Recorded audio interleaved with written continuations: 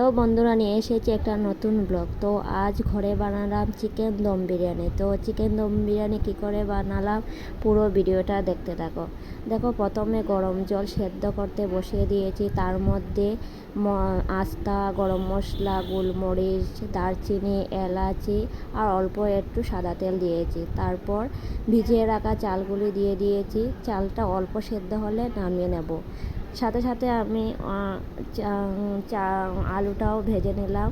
যেহেতু আমি কোনো কালার দিইনি, তাই দেখো এত সুন্দর কালার আসবে না। তারপর ওইদিকে আমি ওর মধ্যে মাংসটা মাখিয়ে নিচ্ছি। দই দিয়েছি, হলুদ দিয়েছি, লঙ্কার গুঁড়ো, জিরে, ধনে গুঁড়ো, আদা, কাঁচামরিচ, তারপর রসুন বাটা দিয়েছি। তো ভালো করে মাখিয়ে প্রায় 20 মিনিটের মতো রেখে দিয়েছি।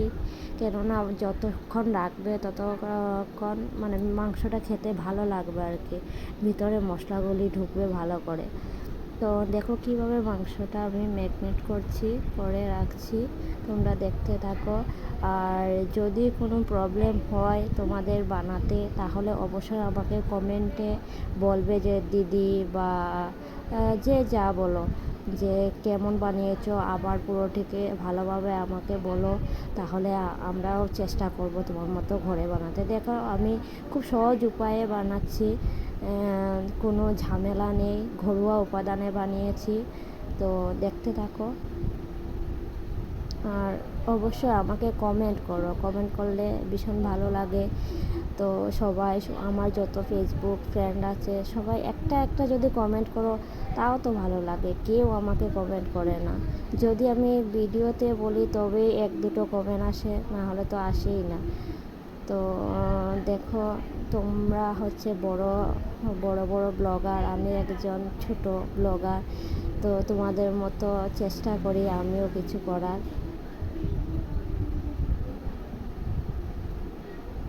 তো দেখো মাংসটা আমি বসিয়ে দিয়েছি। মাংসটা ভালো টিকে কষাবো, যত কষাবে তত মাংসটা খেতে ভালো হবে। আর ওইদিকে আমি বেরেস্তাটা বানিয়ে নিচ্ছি। বেরেস্তাটা বানিয়ে আমি সাদা টিস্যু পেপারে রেখেছি, যাতে তেলটা টিস্যু পেপারে লেগে যায়। আর বেরেস্তাগুলি খুব কী বলবো, শুকনো শুকনো টাইপের হবে, ঝরঝরা হবে। তারপর দেখো ওইদিকে মাংসটা কষিয়ে নেমে নিয়েছি। তারপর আমি চিকেন দম বিরিয়ানিটা দমে দেব। তো মাংসটা প্রথমে দিয়ে দিয়েছি। তারপর দেব চাল নয়, ভাতটা দেব। ভাতটা দেওয়ার পরে তার উপরে দেব ঘি, দেব চিনি, দেব তারপর কেওড়া জল দেব, মিঠা আতর দেব, আর উপরে দিয়ে দেব বেরেস্তা। তার উপরে কিছু পরিমাণ ঘি, আর দিয়ে দেব বিরিয়ানি মশলা দিয়ে তারপর ঢাকা দিয়ে, তারপর যাতে মানে কী বলবো, যাতে গরম ভাবটা যাতে না বেরিয়ে আসে, তাই সাইডের দিকে আটা দিয়ে ওই আটা লাগিয়ে দেব সাইডে। তো দেখো কিভাবে করছি।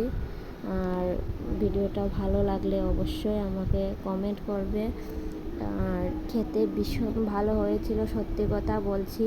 সবাই খেয়েছে, খেয়ে একটাই বলেছে খুব টেস্ট হয়েছে, দোকানের মতো হয়েছে। তো প্লিজ সবাই আমাকে কমেন্ট করো, কমেন্ট করলে ভীষণ ভালো লাগে। তো দেখো, এটা ছিল আমাদের ম্যারেজ অ্যানিভার্সারি, ছিল 3 তারিখে। তো 3 তারিখ ছিল শনিবার। তো রবিবারে আমরা এই দম বিরিয়ানির রেসিপিটা করেছি আর কি। টাটা, বাই বাই, দেখা হবে নেক্সট ভিডিওতে। পাশে থেকো,